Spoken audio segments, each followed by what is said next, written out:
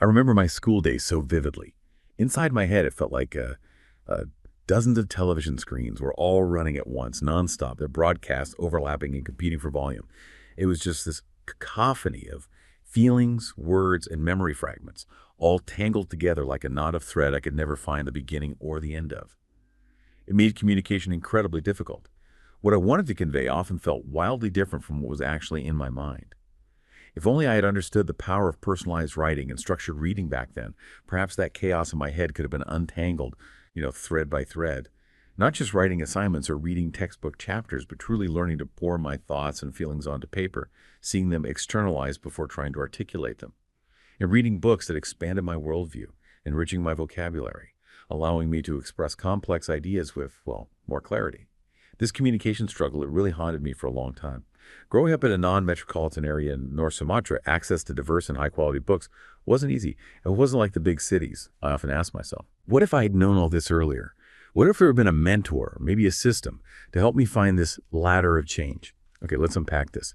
That feeling, the difficulty in turning swirling internal thoughts into clear, organized communication, that is precisely the core challenge this deep dive tackles. It's about the foundational skills of literacy, numeracy, and how Indonesia is currently undertaking this, massive systemic reform to provide that ladder of change, or the structural support, to every single student, especially those outside major cities. What's fascinating here is how that highly personal struggle you described, it really mirrors a persistent, acute national challenge. We have evidence detailing the Indonesian government's ambitious educational reforms aimed at tackling not just low educational attainment, but the deep-seated inequality that has made that attainment gap so wide.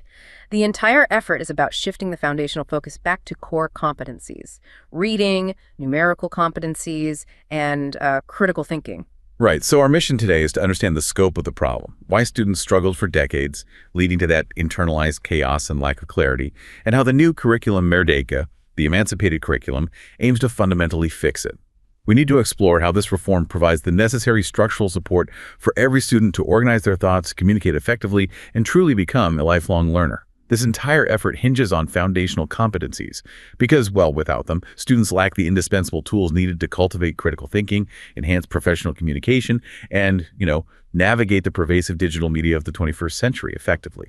That seems key. Absolutely key. And to truly grasp the necessity and urgency of this massive reform, we first have to confront the cold, quantitative evidence illustrating Indonesia's persistent educational crisis. We're talking about the international assessments, specifically PISA, the Program for International Student Assessment. Yes, PISA. Indonesia has been participating since 2000, and despite earnest efforts to properly represent the country's vast and diverse student population, the results have consistently been, a cause for alarm, haven't they? They really have. In the 2018 assessment, that was the last comprehensive test before the pandemic scores dropped across the board from the 2015 results. Reading proficiency, which is really the heart of this discussion, dropped by a significant 26 points. 26 points. That's substantial. It is. And that drop is far more critical when you analyze the specific attainment levels, especially PISA Level 2 proficiency. While many informed listeners might be familiar with PISA, we should probably emphasize why Level 2 is the globally recognized baseline. It is the crucial threshold where 15-year-old students transition from struggling to demonstrating the competencies required to participate effectively and productively in life. Below Level 2, students struggle to, say, find the main idea in a moderate-length text or interpret a simple mathematical representation without direct scaffolding. It's really fundamental stuff. And the data from 2018 show that only about 1/3 of Indonesian 15-year-olds actually achieved this basic proficiency. That's right. Just 30% in reading and a slightly worse 28% in mathematics. Wow. And how does that compare internationally, say, to the OECD average? Well, contrast that with the OECD average, where typically around 77% of students reach that same Level 2 baseline. 77% versus around 30. That's a huge gap. It's enormous. It means roughly 2/3 of Indonesian students lack the foundational skills needed for success in higher education or the modern workforce. And this leads directly to what educators call the Matthew effect in education, right? Which sounds quite biblical, but it's really about the long-term cost of these foundational gaps. Exactly. The basic premise is the rich get richer and the poor get poorer.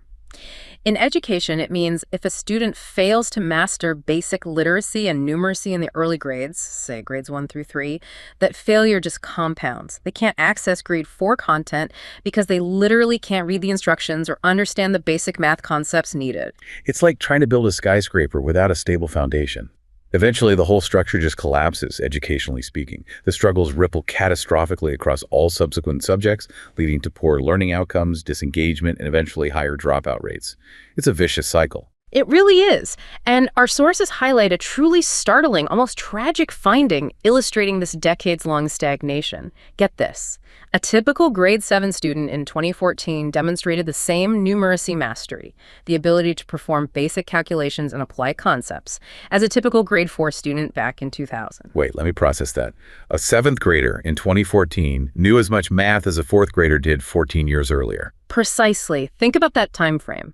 14 years of schooling effort resulted in virtually zero collective progress in basic math skills for that cohort. That isn't just stagnation. That sounds like a severe systemic decline in educational quality. It indicates exactly that. And the long-term cost is huge. A less competitive workforce, lower national productivity, and sustained generational poverty in marginalized communities. And that systemic decline and stagnation is, as I felt acutely growing up, not evenly distributed across the country, is it?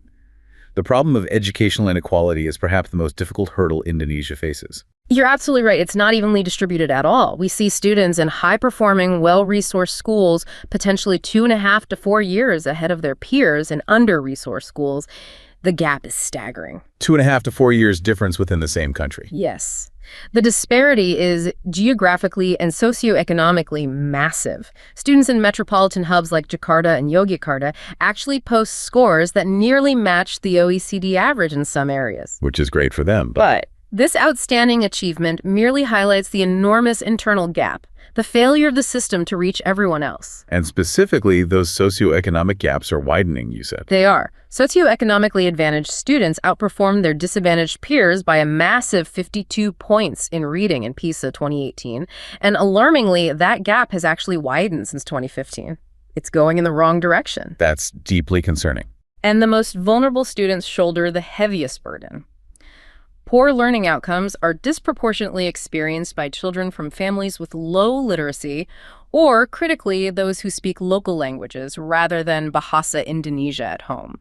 That language point feels really important in a country as diverse as Indonesia. It's immense. Roughly 80% of Indonesians speak their mother tongue as their first language, yet only a tiny fraction, maybe around 10%, receive instruction in that language in schools, especially in the early, crucial grades.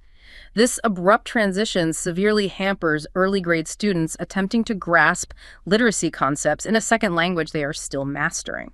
You're essentially asking them to learn to read and learn a new language simultaneously. Exactly. It's a double burden right from the start. We also have to acknowledge the subtle but important gender-related dynamics here. Yeah. It's not always what you might assume. That's true. Contrary to maybe some popular assumptions, girls generally outperform boys in both literacy and numeracy in Indonesia. However, the data revealed a concerning detail during the pandemic. Girls actually suffered a more significant learning loss than boys. Really? Why might that be? It's complex, likely linked to increased domestic burdens, maybe less access to tech or study time when schools closed. And this vulnerability extends outside the classroom, too. Child marriage rates, which saw a spike during the pandemic, drastically reduced female students' access to continuing secondary and tertiary education, cementing educational disadvantage for women in affected areas. Another layer of inequality. Definitely. Okay. And of course, students with disabilities remain profoundly marginalized, often lacking access to inclusive, well-prepared schools, limiting their average schooling years significantly compared to the national average. So this deep dive really needs to consider how the reform addresses these specific multi-layered inequality. It's not just about overall scores. Precisely. Equity has to be at the core. Okay, so we've established the depth of the crisis, the persistence of low attainment, and the terrible cost of that Matthew effect. The obvious question then is, if the system has acknowledged the crisis, why did the previous reforms, and you said there were many, succeed? Indonesia has been cycling through new curricula roughly every 10 years since 1994. What went wrong? Well, the intention was certainly there, but the execution often failed because the curricula themselves were fundamentally flawed in their design and expectations. We've seen multiple iterations, the competency-based curriculum, the 2013 curriculum, known as K-13, but quality either remained stagnant or, as we saw with that 2014 numeracy data, actively declined. The core diagnosis of the failure of these past systems, especially K-13, was this concept of being too ambitious and non-systematic in design. Too ambitious. That sounds almost counterintuitive. Shouldn't we aim high? Ambition is fine, but not if it's completely decoupled from the reality of student learning paces and teacher capacity. These past systems force teachers to prioritize content coverage, essentially, checking boxes off a huge list of topics. They were often rushing through material to meet centralized requirements, all at the expense of true student understanding and mastery. The instructional pace was consistently faster than the student's actual learning pace, which is just a recipe for leaving the majority behind. So it was more about getting through the book than making sure students actually understood the book. Exactly. And we have very clear evidence of this curriculum overambition when you compare Indonesian curriculum expectations to global standards, like the Global Proficiency Framework, or GPF. Okay. So how far off were they? Give us some examples. The comparison is truly staggering, and it really highlights how curriculum designers were perhaps unwittingly setting up so many students for failure. Take math, for instance. Under the rigid 2013 curriculum, grade 1 students were expected to master computing the addition of numbers up to 20. Okay, adding up to 20 in grade 1. Globally, the GPF allocates that competency to grade 2, not grade 1. So that's already rushing them. A full year ahead of the global benchmark. Yes. And even more dramatically, grade 3 students in Indonesia were expected to describe the relationship between standardized units like kilograms, grams, meters, and centimeters. These are concepts related to quite complex measurement conversions. Right. That sounds pretty advanced for grade 3. What does the GPF say? It's a grade 6 standard in the GPF. Grade 6. So Indonesia was expecting third graders to master concepts that global frameworks reserve for students 3 years older. That's correct. 3 years older. This relentless, too much, too soon approach disproportionately served only the elite students who already had vast home support and resources, while actively alienating and failing the struggling majority. It basically cemented the inequality gap we were just talking about. It makes sense. That systemic pressure to cover content rather than ensure mastery is what often leads to that lack of personalized instruction. The very structural gap that, prevented me from organizing my thoughts clearly back in school. But you mentioned a pivot point, the COVID-19 pandemic. How did that crisis actually provide some kind of proof for a fix? Well, necessity truly is the mother of invention, isn't it? When schools were forced to shut down, the government implemented the optional emergency curriculum in 2020. This was essentially a radical simplification and streamlining of the overloaded K-13. It focused only on the absolutely essential competencies required for continuing learning and pretty much nothing else. A stripped-down version, basically. Exactly. And the subsequent research provided a really powerful, data-driven justification for this simplification. A large study covering over 18,000 students across 8 provinces found undeniable evidence. Students in schools implementing the simplified emergency curriculum achieved significantly better learning outcomes than those who tried to stick with the full, complex 2013 curriculum during the pandemic disruption. Significantly better. How much better are we talking? We need to put a fine point on the magnitude of that difference. The simplified curriculum resulted in a learning gain equivalent to approximately 4 months of learning progress.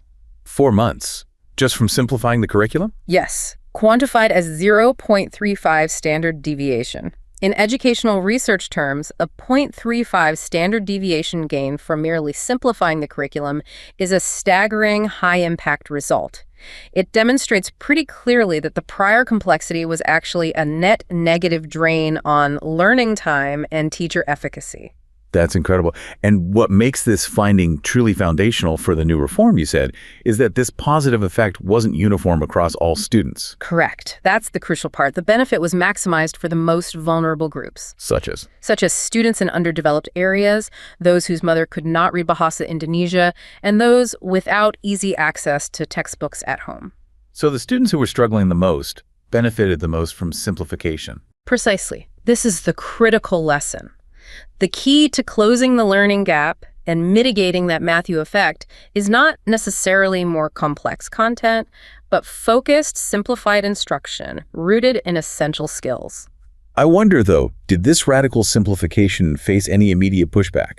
I mean, while the data is compelling now, did critics worry at the time that simplifying the curriculum meant dumbing down the standards for the country's future? Oh, that tension was certainly present. There was definitely an inherent fear among some academics and education bodies that radical simplification would dilute academic rigor. You hear that argument a lot. However, the data really spoke for itself. When you teach less content, but with more depth, the verifiable learning outcomes actually improve, especially for those who need the most support. Makes sense. Quality over quantity. Exactly. Furthermore, the support materials developed for the emergency curriculum were also a factor in its success. They provided clearer learning objectives and incorporated resources for parents and students to use at home. So it wasn't just what they taught, but also how they supported the teaching and learning process. Precisely. Teachers who used these supplementary modules saw an improved difference of around 0.1 standard deviation in their students' learning. This suggests the materials made learning less stressful and perhaps more effective for both the instructor and the student, especially during a very difficult time. The success really confirmed that simplifying the curriculum allows teaching to be differentiated and focus squarely on foundational skills, effectively preventing children from being left hopelessly behind. Okay, so building directly on those hard-won, data-backed lessons from the emergency measures, Indonesia has launched the 6th iteration of its national educational policy, the curriculum Merdeka, or emancipated curriculum. This is branded as more than just another revision, right? That's the idea. It is explicitly framed as an effort to transform the system, part of the broader Merdeka Belajar, or Emancipated Learning Initiative. The goal is stated as enabling all 50 million students to succeed according to their individual potential. Given the failures of the past, this new curriculum must be fundamentally different. How does KM directly address those K-13 failures of overambition and inflexibility? What are its core structural features? The structure is intended as a complete departure. First, there's the focus on essential competencies. They drastically reduce the sheer volume of content. The curriculum centers instruction primarily on foundational literacy and numeracy skills, integrated with character education. The goal is depth of understanding over that rushed coverage we talked about. Okay, focus on essentials. What's second? Second is flexibility and autonomy. This is really the operational engine of the reform, and it's realized through the principle of teaching at the right level, or TARL. TARL. Teaching at the right level. That sounds great in theory, focusing on a student's current attainment level rather than just their grade. But what does that practically look like for a teacher facing a classroom of maybe 40 students with massively diverse skill levels? That sounds incredibly challenging. It is the essential challenge, and KNET attempts to address it structurally. TARL demands that teachers first use diagnostic assessments to actually figure out where each student is grouping them based on what they actually know, not just their age or their grade level on paper. So if a 5th grader reads at a 3rd grade level, the teacher must provide targeted instruction using 3rd grade level materials to build that foundation first, rather than forcing them to fail with 5th grade content they're not ready for. And how does the curriculum structure allow for that? KM enables this by providing learning expectations, called KPM Pembelajaran or CP, by phases rather than strict annual grades. Phases, not grades. Let's elaborate on that crucial shift. How does this structural difference fundamentally break that tight nexus, as you called it, of the old system? Okay, think of it like a highway. Under the old K-13 system, every student had to hit, say, mile marker 50 exactly by the end of grade 5, no matter how fast or slow they were actually going. If you hadn't hit mile marker 50, you essentially failed that year's expectations. KMM, by setting expectations by phases, which might span 2 or even 3 grade levels, changes the expectation entirely. If a phase covers grades 4, 5, and 6, the system basically says, okay, by the end of grade 6, students should have mastered the competencies for this phase. Ah, I see. So it gives more time and flexibility within that block. Exactly. It empowers a grade 5 teacher to look back and address grade 4 concepts if needed, without administrative penalty or feeling that intense pressure to rush ahead. They're teaching toward a longer-term mastery goal, prioritizing foundation building and allowing for the differentiated teaching that can address struggles like the communication issues you mentioned or those foundational gaps in early years. That flexibility does seem key. And the third core feature, you mentioned it moves beyond mere academics. That's the project-based learning approach. It's officially mandated as the Pancasila Student Profile Strengthening Project. And this is a huge commitment. It allocates a significant chunk of school time, up to 30% of the total learning hours annually, to hands-on, multi-subject, real-life projects. 30% is a lot of time. And the Pancasila Student Profile itself outlines 6 core character traits. This signifies a really profound commitment to developing the whole student, moving beyond just cognitive metrics, doesn't it? Absolutely. The profile defines the ideal Indonesian student as a lifelong learner who possesses global competence and acts in accordance with the 5 pillars of Pancasila values. It's about citizenship and character. The 6 core traits are belief in God and noble character, global diversity, mutual cooperation, the famous gotong royong, creativity, critical thinking, and self-reliance. So how does the project-based learning foster these? Well, when 30% of school time is dedicated to projects like maybe researching local history or designing a recycling program for the neighborhood or even developing a small business plan, the system is explicitly integrating academic learning with real-life relevance and community engagement. It's fostering precisely the kind of critical thinking, collaboration, and organized application of knowledge that was often missing in the past, very passive systems. This curriculum reform is also aligned with another huge political and systemic change. The abolition of the high-stakes national examination, the Ujian Nasional or UN. Yeah. That was massive news. The abolition of the UN was indeed a political earthquake in Indonesian education. For decades, the UN caused teaching to narrow drastically toward rote memorization and just endless test preparation, often masking the true lack of student mastery underneath. Teaching to the test, basically. Pretty much. So, in its place, KM aligns with the new national assessment system known as AN. Critically, the AN is designed as a government-run system evaluation. It measures only literacy, numeracy, and character skills at the school level, not individual student performance for graduation or promotion. So the pressure is off individual students. That's the aim. This radical shift reduces the high stakes for individual students, mitigates the intense pressure for rote learning, and refocuses the energy back onto quality instruction day to day, ensuring that the curriculum and the assessment are finally coherent and working towards the same goals. Okay. National policy is essential, we get that. But as someone who grew up facing those access barriers, I know that policy on paper is often worthless if it doesn't translate into actual resources at the local level. My core struggles stemmed from that sheer lack of access, the unavailability of diverse books and adequate libraries in my non-metropolitan setting. We know nationally, library availability is still low, right? Only meeting about 20% of the required ratio. Yes. That inadequacy is a huge predictor of low student learning outcomes. It's a direct correlation.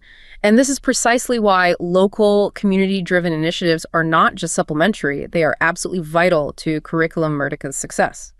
Even preceding KOM, since 2015, the government supported the National Literacy Movement program, and a key part of that was prioritizing the School Literacy Movement, or SLM. SLM is designed to synergize all potential efforts, schools, communities, families, to promote comprehensive literacies. So not just reading and writing, but also digital literacy, financial literacy, cultural literacy, all aimed at fostering those crucial critical thinking skills. And we saw this movement prove its value during the extreme stress of the pandemic shutdown you mentioned. Absolutely. When schools physically closed, schools that were already committed to SLM demonstrated incredible adaptability. They really stepped up. They shifted from things like mandatory face-to-face reading periods to online initiatives, utilizing digital platforms where possible, and crucially, making deep integration of parental assistance a core component of their strategy. They even used basic tools like Google Forms for digital self-evaluation and assessment, which helps strengthen the digital culture component of literacy, too. To really see how this works on the ground, especially connecting back to that initial context of North Sumatra, let's look at the Labuhan Batu District's local literacy initiative. You said this district is predominantly rural. Yes, about 70% of its population lives in rural settings. This makes it a really powerful, localized success story because it provides a potential template for how national policies can actually succeed where purely centralized efforts often falter. The Labuhan Batu program was deeply holistic. Its design was based on a careful geographical analysis of local community needs and constructed precisely according to local culture and customs. It recognized that to improve literacy, you absolutely must make it relevant to daily life, addressing the immediate environment and concerns of the community. So what were the specific actions that Labuhan Batu took to bridge that critical access gap, the lack of books and resources? In a rural, diverse community like that, how did they do it? Their approach was really multifaceted. They relied heavily on mobile libraries, literally bringing books to the people, directly solving the physical access limitations inherent in scattered, remote communities. They set up community reading clubs, organized school book drives, and critically, the reading materials chosen and emphasized were culturally relevant. They focused on practical knowledge themes like local history, entrepreneurship opportunities relevant to the area, environmental preservation, community development, things people could relate to. That makes so much sense. It ensures relevance and motivation, doesn't it? The reading material isn't just abstract academic stuff. It's about improving their lives, their community. Exactly. And that focus on relevance and community buy-in yielded results far beyond just academic scores. It addressed the social and emotional gaps, too. How? Well, the qualitative feedback was really strong. Participants reported profound changes, improved confidence and self-esteem, a greater sense of belonging within the community, and a truly transformed attitude toward learning. Community members reported that their children no longer saw reading as some tedious, compliance-driven task forced on them by school, but as something enjoyable and genuinely beneficial. That's a huge shift in mindset. It is, and the collaboration required for the initiative successfully fostered unity and a sense of shared responsibility, which is the very definition of Gotong Royong in practice. This local model has successfully registered, I think the number was 113 literacy communities in various local libraries, in villages, places of worship, even health centers, demonstrating successful, sustained local buy-in that a purely top-down mandate could probably never achieve alone. Okay, so we have a revolutionary new curriculum, Curriculum Merdeka, focusing on the right foundational skills. We have proof that simplified content works, thanks to the emergency curriculum data, and we have successful, potentially scalable, localized models like Labohamba 2. Now we face the reality check. How do you faithfully implement this massive, nuanced shift across the fourth largest education system in the world, serving 50 million students and 3 million teachers, especially given the history of failures in implementation? Here is where the rubber meets the road, isn't it? We run straight into the implementation hurdles. Absolutely. And the single primary threat to the success and fidelity of Curriculum Merdeka, unfortunately, remains the digital divide and resource access. KLM is heavily reliant on modern digital infrastructure for its rollout and support, which simply doesn't exist for vast swathes of the population. We must reiterate the scale of this problem. A staggering 61 million Indonesians do not have internet access, and these are overwhelmingly concentrated in poor and remote families. 61 million, that's nearly the population of, what, France or the UK, completely cut off from the primary resource stream for the new national curriculum. It creates a critical structural blockage. Since most KLM support materials, including the teaching modules, comprehensive guides, and crucially, the necessary professional development training, are provided online via the government's Merdeka Mengajar digital platform. The very teachers who need the most support are excluded. Exactly. The teachers in remote, under-resourced areas who arguably need the most guidance on things like Taral are excluded from critical professional development right from the start. We saw this vulnerability play out before. Lack of reliable internet and adequate budgets severely limited the use of even those beneficial emergency curriculum modules in less developed areas. Fidelity of implementation is frankly impossible if the remote workforce cannot access the necessary instructions and support materials for demanding approaches like Taral. And beyond the technology gap, there's the human factor teacher capacity. This new curriculum demands highly complex skills, specifically diagnostic assessment and differentiated teaching, which, let's face it, most teachers haven't been adequately trained for in the past. No, they haven't. And early evaluations of the KM prototype were quite stark on this point. 70% of teachers involved reported that their understanding of the new curriculum was not comprehensive. 70% felt they didn't fully grasp it. Why? The reasons cited were pretty obvious. Insufficient training, often directly due to that internet access limitation we just discussed, and also poor internal dissemination processes within district education offices. Information just wasn't trickling down effectively, and teachers reported struggling significantly with two core complex elements required by KMM. What were those two core struggles that proved hardest for teachers to get a handle on? Okay, first, they struggled with the practical application of diagnostic assessment results to their actual daily teaching practice, the real execution of Taral. They could perhaps administer the assessment and identify that, say, 10 students were at level A, 15 at level B, and 15 at level C, but they really struggled with how to effectively teach three differentiated attainment groups within the same classroom time. That requires very specialized lesson planning, resource management, classroom management skills. It's a massive pedagogical jump from the old content coverage model. Right. It's one thing to diagnose, another thing to treat, educationally speaking. And the second struggle related to that 30% project time. Yes. The second major challenge reported was performing assessments for the project-based learning components, especially when a project involved multiple subjects simultaneously to achieve those Paint-to-Sylla student profile traits. Assessing a student's critical thinking or mutual cooperation demonstrated during, say, a local history and entrepreneurship project is inherently more complex and subjective than grading a multiple-choice history test. Teachers lacked confidence and, frankly, the necessary tools and rubrics to reliably evaluate these multi-subject soft skills. Okay, this clearly means the system needs far more targeted, offline, and peer-to-peer friendly solutions than just putting everything on a digital platform can offer alone.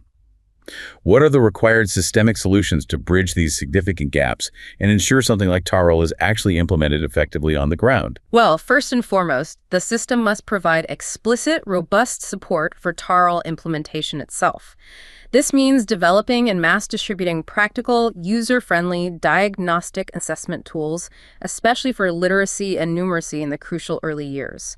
And these tools must be easy for teachers, often overworked teachers, to use, and they must translate directly into actionable instruction plans. Not just data, but what do I do next? Guidance. And the reform must rely on strengthening local leadership, right? Right. Not just top-down mandates from Jakarta. Absolutely critical. Principals need to be truly empowered, supported, and trained to become genuine leaders of learning within their schools, not just building administrators handling paperwork. They must assume ownership for the quality of teaching and curriculum adaptation within their specific school context. And district education offices must also shift their role significantly. Instead of just receiving and relaying mandates from the central government, they must actively guide and support implementation within their district. This means effectively utilizing existing local structures like the teacher working groups, the Kelompok Kerja Guru, or KKG. KKG teacher working groups. That sounds like a potential grassroots solution for that digital divide problem, perhaps. Precisely. KKG are absolutely crucial for sharing online resources offline. They create established, local, supportive communities of practice where teachers can collectively learn new techniques like diagnostic assessment. They can troubleshoot TARL difficulties together, share strategies that work, and build confidence together. This kind of peer-to-peer mentorship and collaborative problem solving is often far more effective and certainly more scalable than purely centralized one-off training sessions, especially in remote regions. That makes a lot of sense. And finally, circling back to the beginning, the structural inequality raised at the start, gender, language, disability, that has to be explicitly addressed in the implementation phase itself, doesn't it? It can't just be an afterthought. Correct. Implementation fidelity requires a constant equity lens. For the, 80% of children who start school without full fluency in Bahasa Indonesia, the system must provide properly adjusted learning progressions, the CP or ATP paths, that explicitly account for this language gap in the early phrases, rather than just assuming fluency. For gender, materials must be culturally relevant and gender sensitive, and sometimes it's basic infrastructure ensuring adequate and gender-separate water, sanitation, and hygiene facilities in schools significantly promotes girls' attendance and reduces their vulnerability. The KM reform has to be implemented with continuous adaptation and attention to meet the incredibly diverse needs of every Indonesian student, acknowledging that systemic change on this scale is always, always harder than just designing a new curriculum document. So if we try and connect all this to the bigger picture, what we're seeing is Indonesia undergoing a really historic systemic change. It's moving away from an overambitious, content-driven curriculum that inadvertently fueled that Matthew effect toward one rooted intensely in fundamental competencies and character development. The stated goal is no longer just schooling, simply getting students into seats, but verifiable learning, ensuring they actually gain the skills needed to thrive in life. This whole emancipated learning effort aims to establish high national standards, but crucially, grant the necessary flexibility for schools and teachers to actually meet those standards, regardless of their location or resource limitations. And we began with that personal story, didn't we, of internal chaos and a struggle for clear communication caused by those foundational gaps and lack of access to the right resources. The curriculum, Merdeka, when you look at it this way, is essentially the system's massive, coordinated effort to provide the tools for intellectual clarity on a national scale. By focusing intensely on foundational literacy, numeracy, and critical thinking, which are the core pillars supporting that Pankasila student profile, the aim is ultimately to empower students, enabling them to express themselves clearly, manage complex information effectively, and participate productively in a modern dynamic society. And crucially, ensuring no student is left behind simply because they live outside a major metropolitan area or face other disadvantages. And the implementation of Curriculum Merdeka is, very intentionally, incremental. It's designed to build on the profound lessons learned from crisis management, like the surprising success of the emergency curriculum, and also leverage the demonstrable local community energy we saw in initiatives like Labuhan Batu. This phased strategy allows for continuous improvement, refinement, and adaptation along the way. It recognizes that successful educational transformation isn't a quick fix. It requires persistence and sustained commitment far beyond the time frame of any single government administration. Perhaps the greatest long-term insight from this entire reform push is the realization that systemic change, from setting new national expectations all the way down to supporting a single local teacher in a remote area, must become an iterative, perpetual process of adaptation and refinement. That's the only way to truly sustain improved learning outcomes for every single Indonesian student in the long run.